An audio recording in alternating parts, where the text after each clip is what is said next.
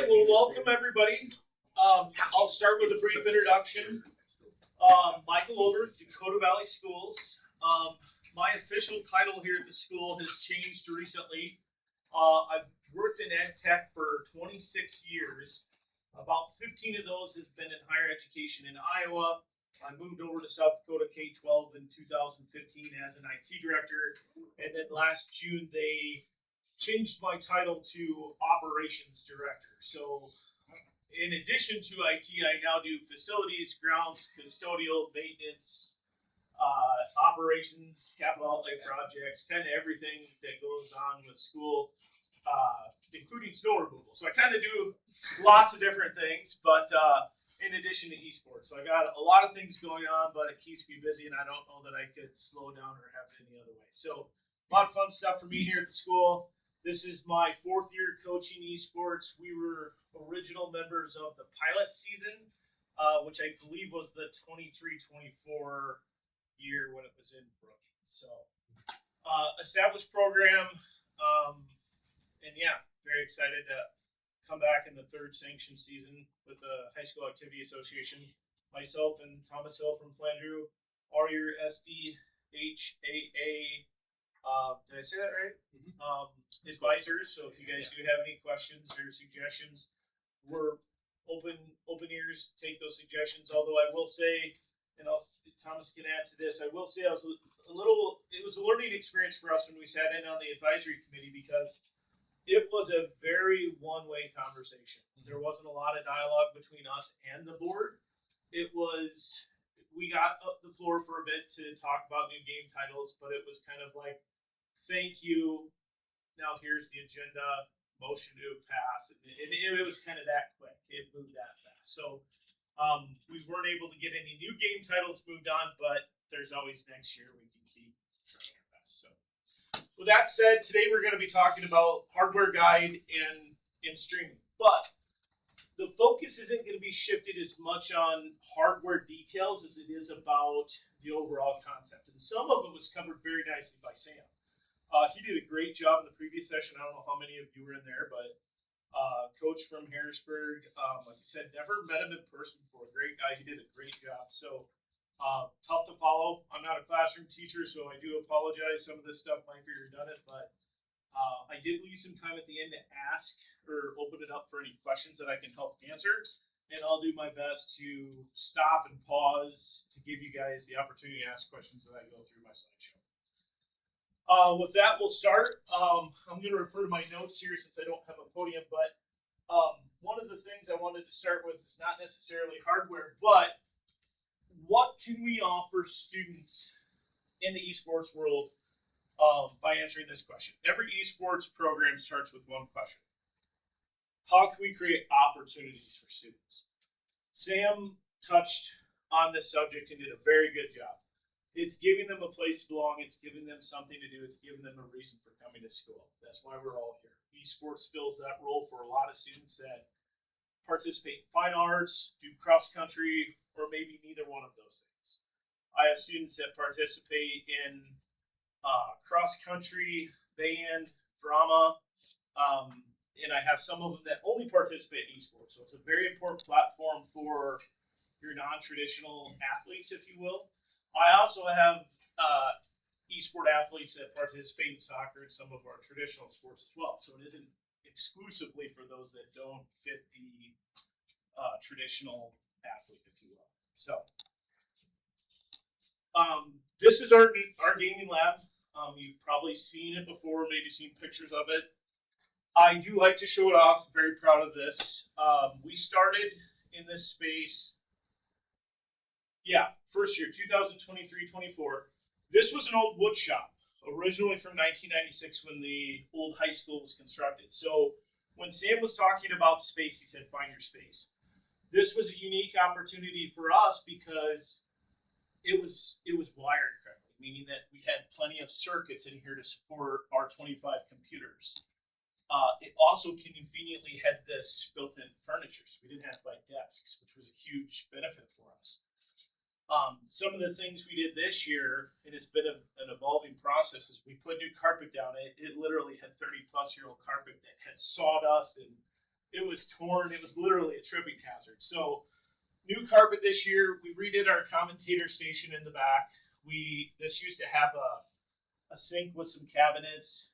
I think we had a couple TVs mounted back there. We removed all that. We mounted our green screen flat, put the commentator desk in front of that, our monitor screen and lights in front of that. Put a short throw projector, same style as this one. Moved the AV rack from here to here, and it really opened up that space and allowed all of our gaming stations all the way back to this one, so the students can use the full space. So it really opened up the floor. And like I said, really lucky to have that space because it's a place I could bring parents in, place to bring students in and say, hey, are you interested in esports? This is what we have. And it also believe it or not, how do I say this? We have students that come in here every day of the week, regardless if they're playing or not. They come in here to do their homework. They come in here to sit and play games that aren't related to esports. If it isn't their practice night, or if it isn't a game title night, as long as we have an open computer, I don't care if they're playing Fortnite on it. They're welcome to come in here and have their space, if you will. Go back to my notes here, make sure I didn't miss anything. All right, so now we'll go ahead and kind of start into what we're talking about. So over the 4 years, I'm counting this as our fourth season, we've averaged 25 students annually. I think the biggest roster we had was 34, and we're lucky because I think we only have 35 jerseys, so we're really teetering that max what we ever planned for. 25 gaming computers and 10 Nintendo Switches. That's kind of the hardware side of what we purchased, but what the results of these pieces of the hardware have equated to is college opportunities, 2 state championships, and something I think I'm most proud of is our live stream. Sam talked about it a little bit in the first session. It's something I think every esports program should at least look at. And you don't have to go spend $1 million on streaming equipment. You can do it with a simple webcam.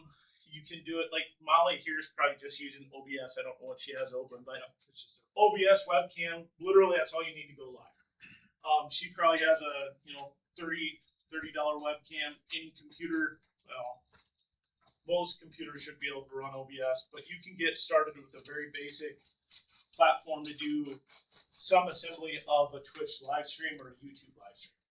Now we've taken it kind of to the next level. I would argue that our streaming platform is on par with what I've seen from USD. My son is a junior at USD. He's on their esports team, and I watch his games exclusively, but I also watch when he's commentating. And would you say ours is better? I'd have to say ours is a little better. So, yep. So I like to see that. I've watched some other college live streams, and I know ours is better than that. So the only thing I can really compare it closely to is USD. So if you don't have a live stream program now, look into it. It's something that's easy to do. It also gives parents, your community, your administration, a little bit of buy-in, knowing that you're engaging the public.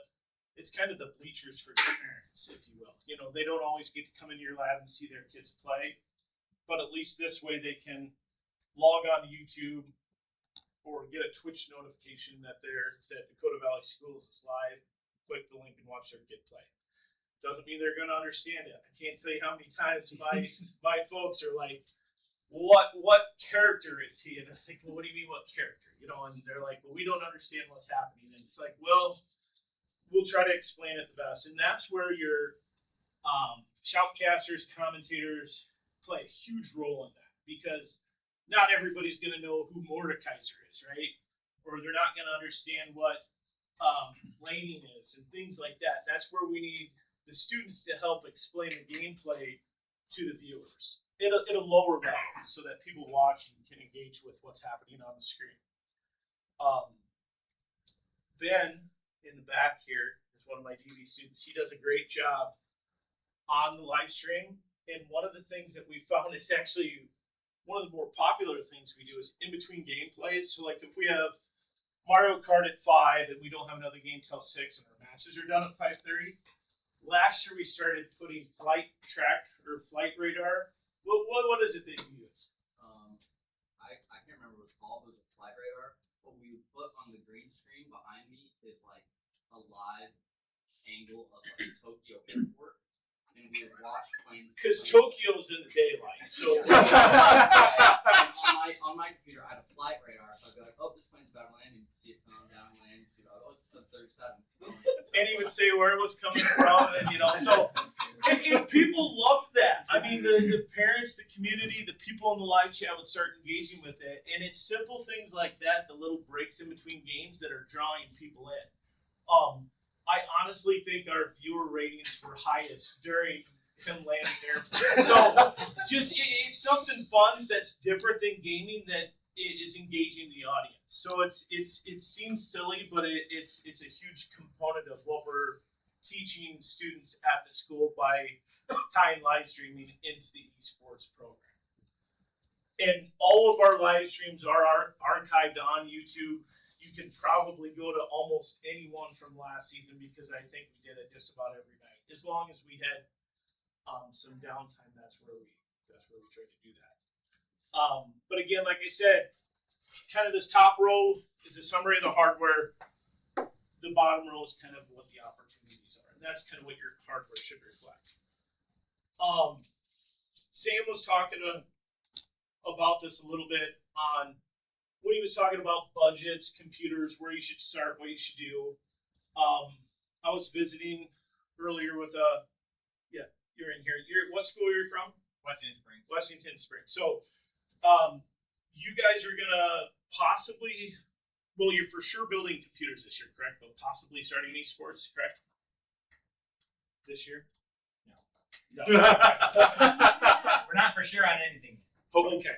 Well, he sounds like he's in a very similar spot to where Dakota Valley was in 2003, 2024. I was approached by the board and our superintendent at the time, and they said, there's a pilot program in South Dakota for esports. We want to explore this. Would you be interested? I said, absolutely. What do you need from me? And they said, well, put together what it would cost to do computers. And our board president really wanted us to build the computers.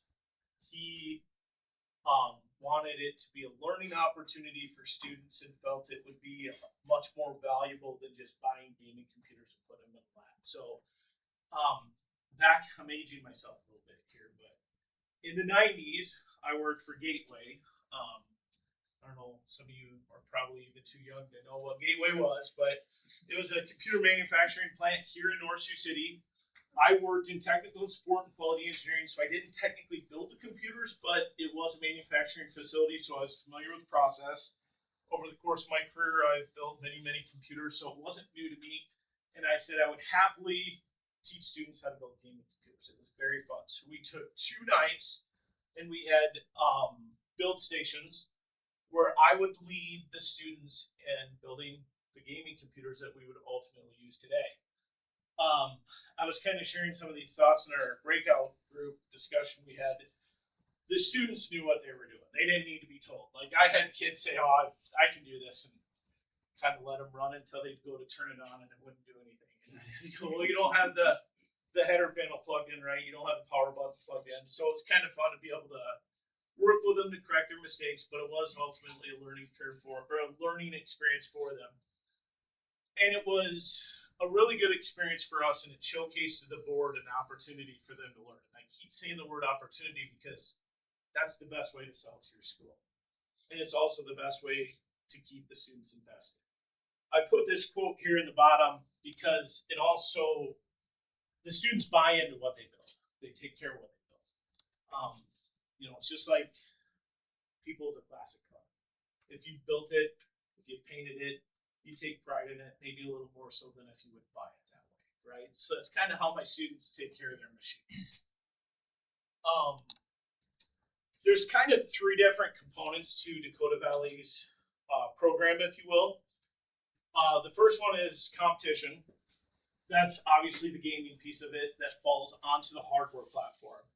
The next piece is the content creation or the creative portion of it. And then the third piece is the broadcast.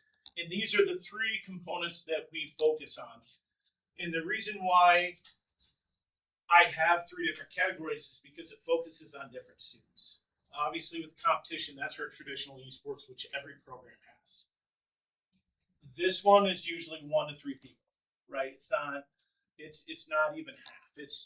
I'm looking for 1 to 3 students that might be interested in learning OBS, graphic overlays, art design, graphic design, stuff like that. And then this one is usually a much larger population of students.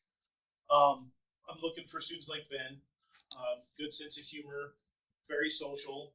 I'm also looking for very detailed people who can talk with regards to the game at a high level. But then I'm looking for the opposite type of student that can really break it down on a low level for the grandparents, if you will. So I'll place 2 or 3 of them at this table so that I have a good contrast of what's going on. And I will get into some of the hardware. I'm just trying to break all this out as far as we operate before I get into too much of that.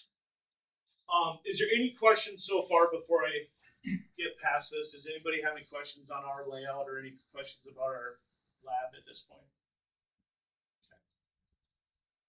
All right, so here I'm getting into the hardware a little bit. These are the components that we use to build our computer. These are old. I mean, these were bought 4 years ago now, and we talked a little bit about it in the last session.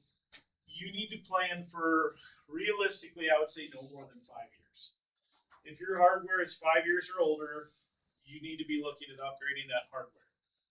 It doesn't mean a complete rip and replace, but you might look at more memory, more hard drive space, maybe a better GPU, things like that. The games that we play don't require a lot of computing power. If you have 32 gigs of RAM, I don't even know. I want to say we have, well, here I got notes on it. We have a terabyte hard drive, and we have all of the games installed on our computers. I know when we were in Aberdeen, we struggled to get all of the games installed, but I think you guys in your ATech lab use your guys' computers for like Adobe Creative Cloud and things like that, correct? We share our lab with our multimedia classes. Yeah. Broadcasting teams, stuff like that. So they have huge applications installed on their computers where we don't. So if it's exclusively for a gaming computer, a terabyte hard drive is plenty, but if they start adding game titles, that's just something to think about. Our B550 boards, I think, have 2 SSD slots on them, so not a huge deal to upgrade that. But just something to keep in mind if you are building computers, make it future-proof, scalable, so that you can add on in case there are future titles that come onto the PC platform. Now, when we get into the specs, I don't know if I put that on here. We kind of talked about those. Yeah, so what we run at Dakota Valley is AMD Ryzen 7 processors. B550 boards are on there. 32 gig RAM, 1 terabyte hard drives. We run 3050s, nothing fancy on that. Just whatever cheapest RGB tower I could find at the time. I think they're Land Pro 3s, Lelands. I think we run I think the power supplies are 600 watt. I'm not 750. Is that what it is? And then 24-inch, 144 hertz monitors.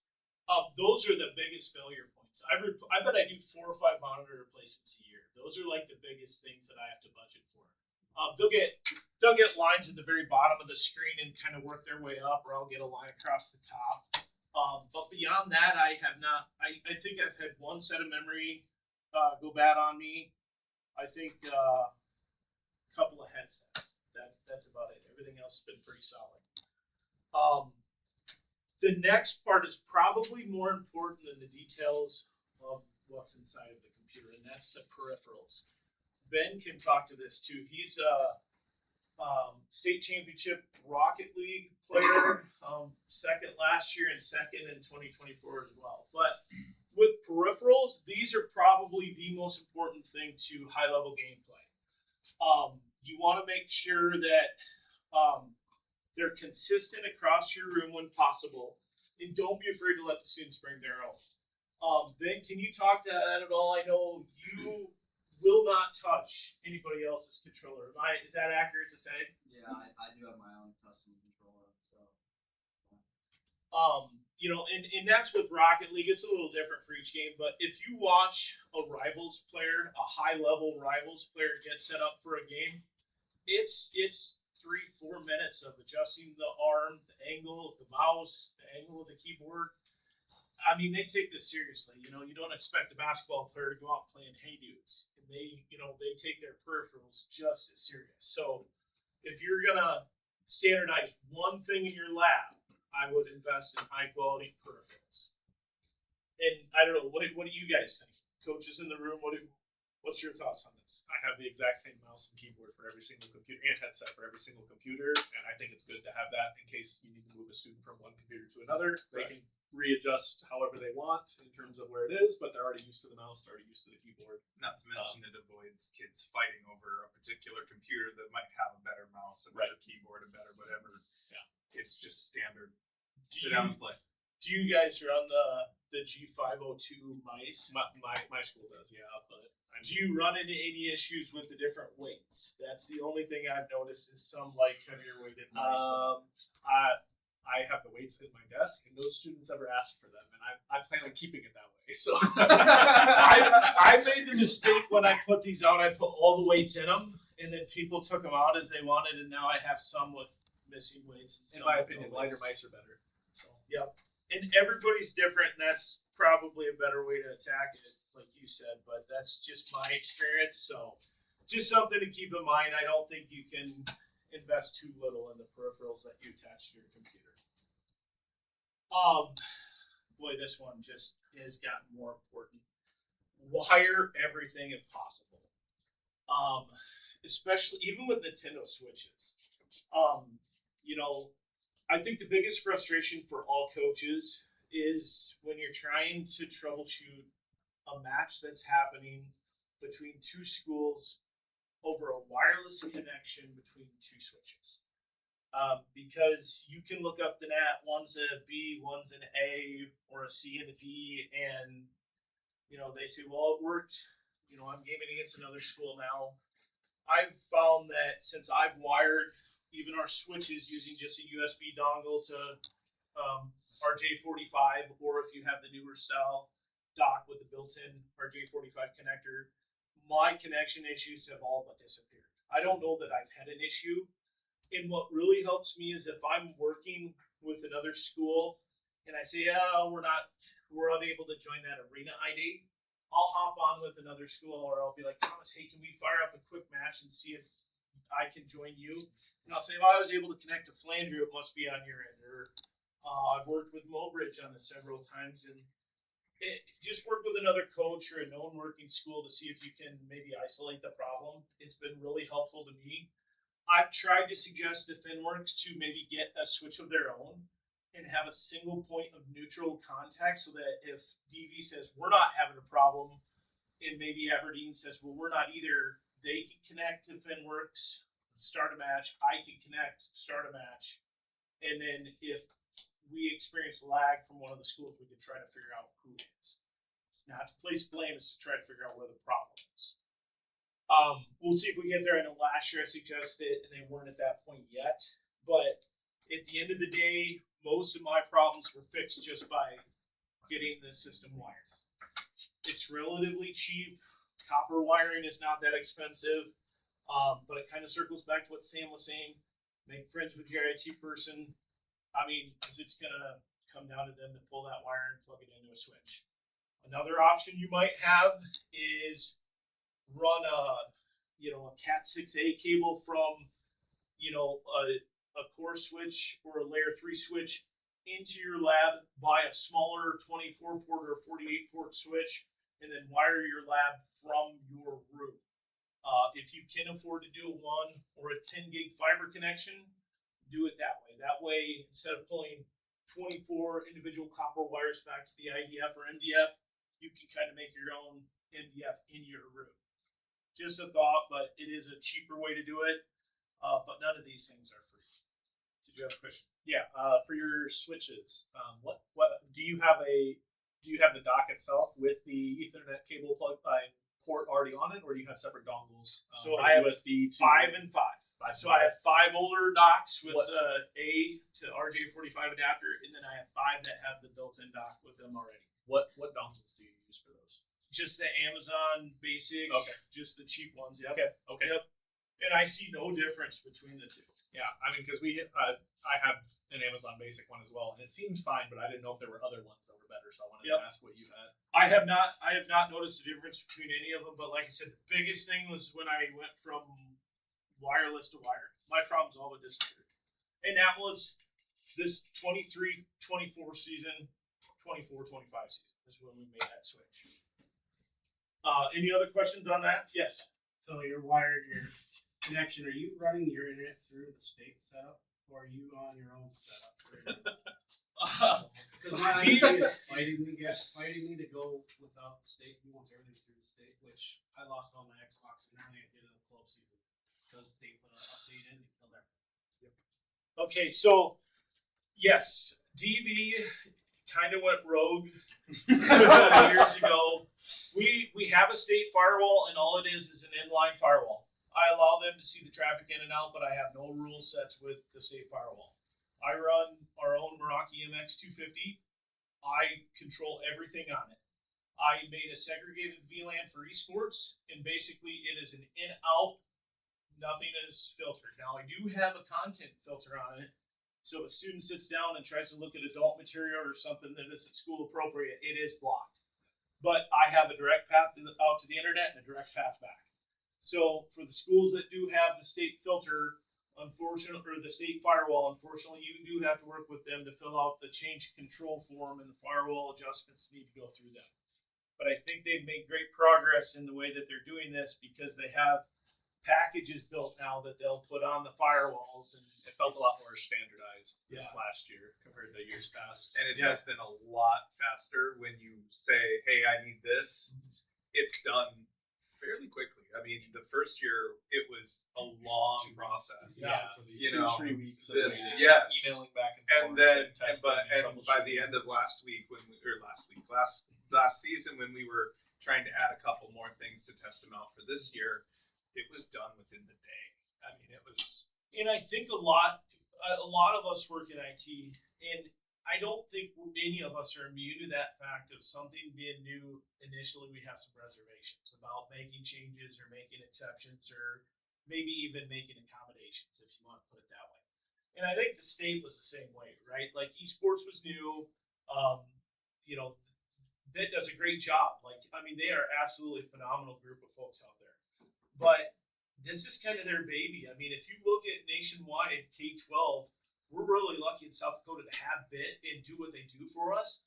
And they built that whole network and everything they have in Madison from the ground up. I went to a conference out in Deadwood in March of this year, and I actually got to meet Jim Edmond and some of the guys that founded BIT, and it was really awesome to get to talk to them in person and meet them. So this is kind of their child, right? And they raised it through several generational transformations, Y2K, things like that. So it's not an easy adjustment for them. But as you mentioned, it was easier last year, and it's only going to get easier moving forward. So I fully anticipate it to be a lot easier this year to make firewall changes. And with any game update, new console, switch to, who knows, there's probably going to be little adjustments needed throughout the season. And we all love how League of Legends does updates in November, and Rivals always has one. So we're never going to get away from not having to do the changes. One of the things I wanted to put on here is if I had to do it again, or if I was building a new esports program today, where would I start? If I had $5,000, this is what I'd focus on. And this is kind of a stretch to think you can get 6 gaming PCs for $5,000, but hear me out. So I would get six gaming PCs, just use an existing classroom. Say this was a computer lab or just a regular classroom and it had 6, this would work. Shared peripherals, and I'll touch on this a little bit, but maybe you have an AV tech class that would have a camera and a capture card, and get 2 Nintendo Switches. Maybe partner with Unified Esports, get a free one, and maybe talk to your PTA and try to get a second one, right? That would get you started. You'd be able to do Mario Kart, Smash. You'd be able to do all the gaming titles because you'd have 6. Start there. Seek grants. Really try to get 6 computers. I built my computers for about $1,100 a piece. Now I know data centers have really made storage and memory go through the roof. I've seen CyberPower PCs at Walmart for under $800. They work. Every time I see one on sale, I buy one. Ask my wife; she hates it. They work. They play any game that we throw at them, and they're $800. So you can get PCs for that cost. So that's where I would start if I had $5,000. Now, if I had $15,000, I'd try to get 12. I would try to get a dedicated stream station. Buy myself StarTech capture cards. I'm going to keep clicking back. Dedicated peripherals. We talked about that in a previous slide. High-end, peripherals. I tried to up that to 4 switches. And again, seek grants, donations, and support. And then I talked about this in the first column, but use the existing AV, classroom, furniture, cameras. We already have an abundance of this technology. It's repurposing it. This summer, I replaced 27 IP cameras in the district. So now I have 26 Axis IP cameras. I'm going to put 2 more of them in our esports room, and I'll just make a button in OBS, so now I'll be able to change focal points in our room when we're live streaming. It doesn't cost me a dime. There's no license to use just the IP feature of that. So look around, ask your IT department, find out what you can use. So that's kind of what I would look at if you were looking at startup budgets. If you had the 6 computers, how many team players did you have? So you would kind of be maxed out. With Rivals, it's 6v6, so you would only be able to have 1 Rivals team. Minecraft 4v4. If we do League of Legends, it'd be 5s. Rocket Leagues, it'd be 3. So in chess, you could have up to 6 chess players. But you would really have a small program, but you could compete on all titles as long as you had 2 switches and 6 computers. If you did, if you had high interest with those low of resources, you would probably need to have tryouts, which is unpopular. Fortunately, I've never had to do it. Has anybody ever had to do tryouts? Yeah, that is exactly our setup, and we run a JV and a varsity to kind of divide it up, whereas the varsity competes in the JV practices and just builds skills against each other, things like that. It's rough and it's really stressful at times, especially when you got to reschedule because somebody's not in school, and so now your JV players can't practice because you got to skip an extra match. It's a lot, but it's possible. You can do it. You can be successful, but it just takes a lot of coordination and a lot of explanation and just making sure everyone knows what's going on. Because if you just try to dictate and say, "Hey, you guys can't practice tonight," it doesn't go well. I made that mistake. Yeah, So like if you have a player who's sick on your varsity and you have a JV, you just let them up for that Yep. event that day. Yep. So You just have to inform Fenworks and the opposing coach. And I've had to do that, but fortunately, I haven't had to cut anybody. And like with Rocket League, what I love about it is we had 3 JV teams at one time and a varsity team. Love it. Our first year had 3 League of Legends teams. We had 2 Rivals teams last year. So the JV format and varsity format is great, but if you only have 6 computers, you're only going to have 1 Rivals team. And Rivals is a tough game to say who's better. Where with Smash, you could do King of the Hill tournaments weekly and say, I'm taking my, of course, Smash is unlimited, but you can only play it on Mondays and Tuesdays. And if you only have 2 switches, you can say, I'm taking the top 2 Smash players. So each title is a little different in kind of how you can play out who the best is. But fortunately, I don't have that problem. But if you're starting small, you may have those issues. Kind of 6 lessons learned from building Dakota Valley Esports. Talked a little bit about this on standardizing everything, mainly peripherals. That way it's the same experience from computer to computer. Second one is a little bit redundant. If you're going to spend the money on standardization, make sure it's on the peripherals. The inside of the computer is going to run the same with the UI as it would if you go Intel or AMD. One might perform a little better, but at the end of the day, you're really not going to notice it if you're on the same peripheral. Wire everything. I cannot stress that enough. It eliminates most of your connectivity issues. This one is huge. They need more than gaming. I let my kids come in every day of the week if they want to, if nothing else, just to sit and do homework. I love having them there. They can come any day they want. Plan for growth if possible. If the high school principal says, we don't have an esports lab, but you can use this classroom, and maybe there's a secondary classroom that's a little bit bigger that also is vacant at that time, say, how about this one? Maybe we can set up in this one. That way next year, if we double, we can go in that one. So always kind of think around the curve. Think about what growth might look like for you. Build for replacement. As technology changes, I said this earlier, every 5 years, you're probably going to have to replace. Once you reach that milestone, maybe you only do half the computers every other year, so you're not swallowing such a big pill every 5 years. Every program looks different. For us with 25, that's a big purchase. And if you want, I have time, I can show you my full spreadsheet breakdown on my hardware components. I have nothing to hide there. I can show you all my costs.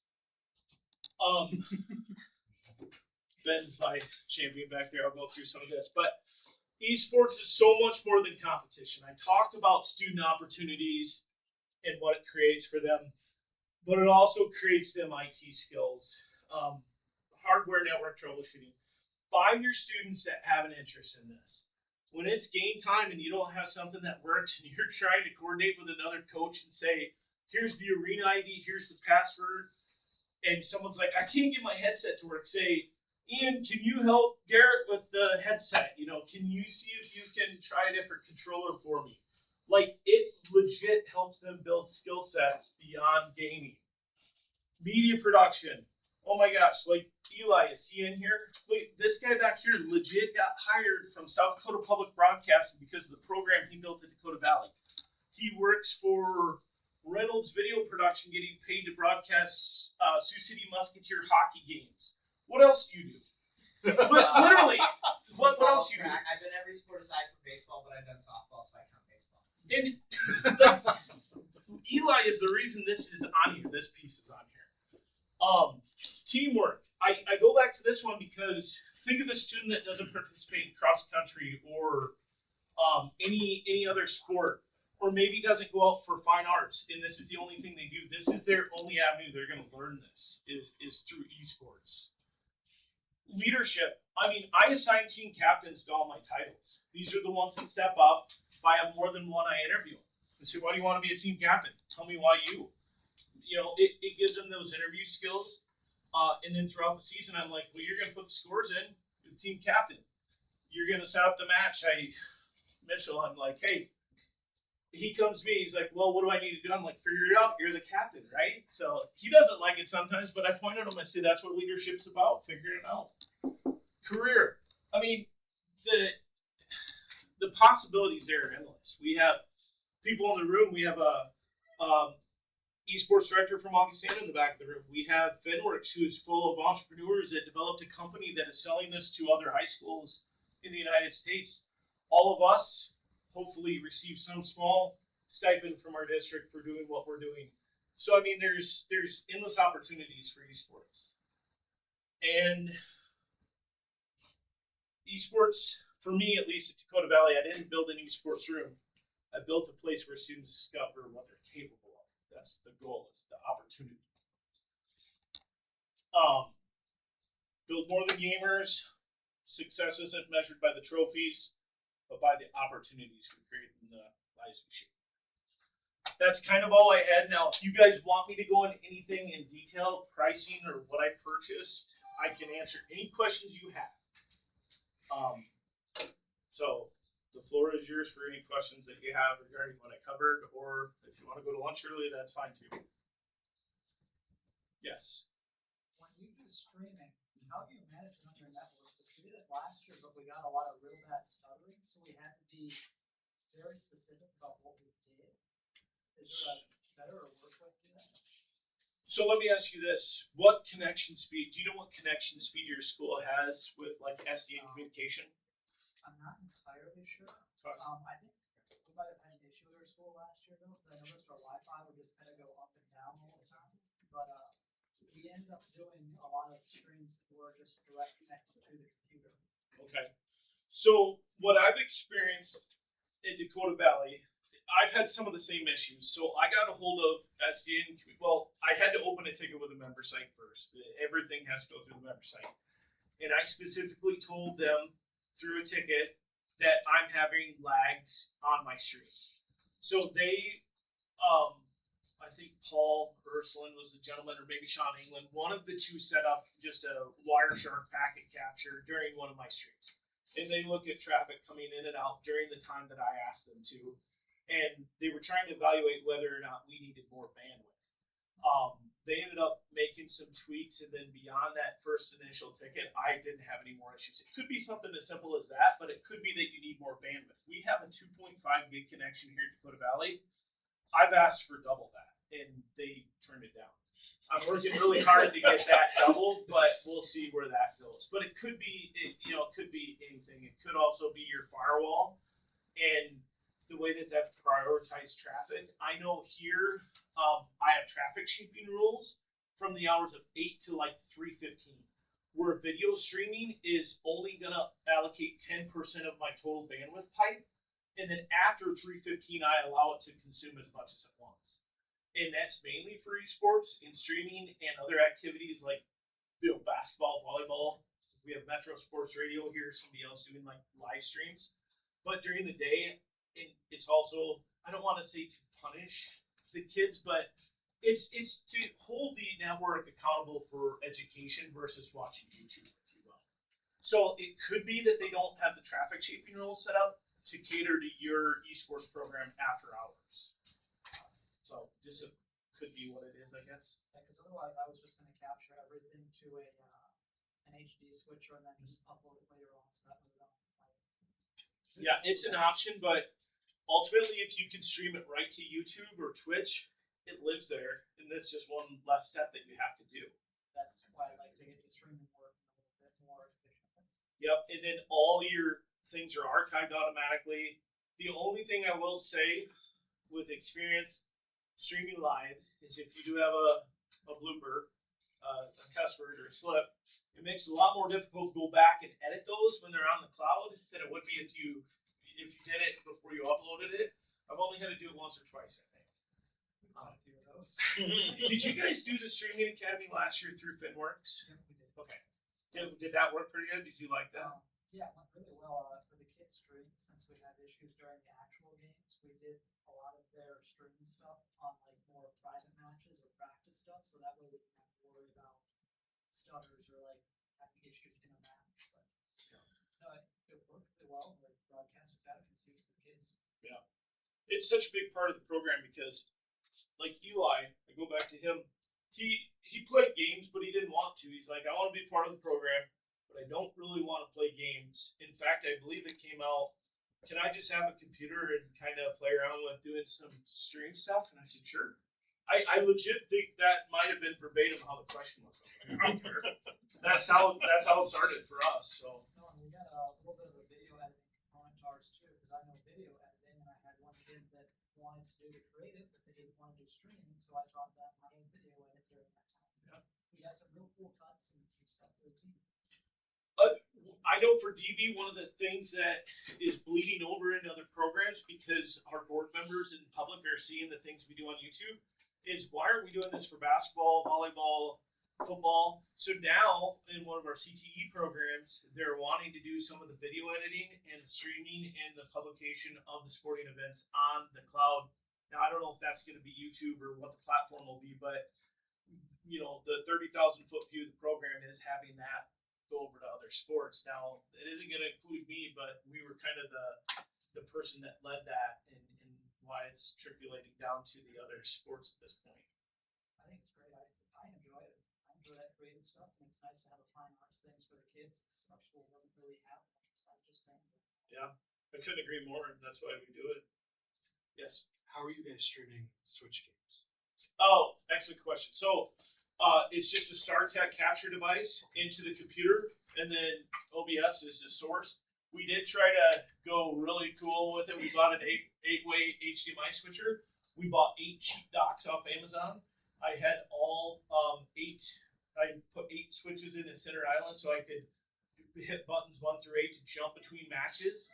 But what happened is when we were switching between sources, it was blanking the display of the gamer just enough where if they were in a Mario Kart match, they might have missed a shortcut or an item. So we couldn't risk the gameplay, so we abandoned that quickly. But I'm still trying to figure out a way that we can rotate through without disrupting the players. So right now we just say, this week Nathan Rathgaber, you are going to be streamed on Smash. This week Ben and Owen, you guys are going to race on Mario Kart Live. So How many capture cards do you have? we just have 2. Eli's saying 3. I just rewired the lab. I found 2, so you need to hand in the other one.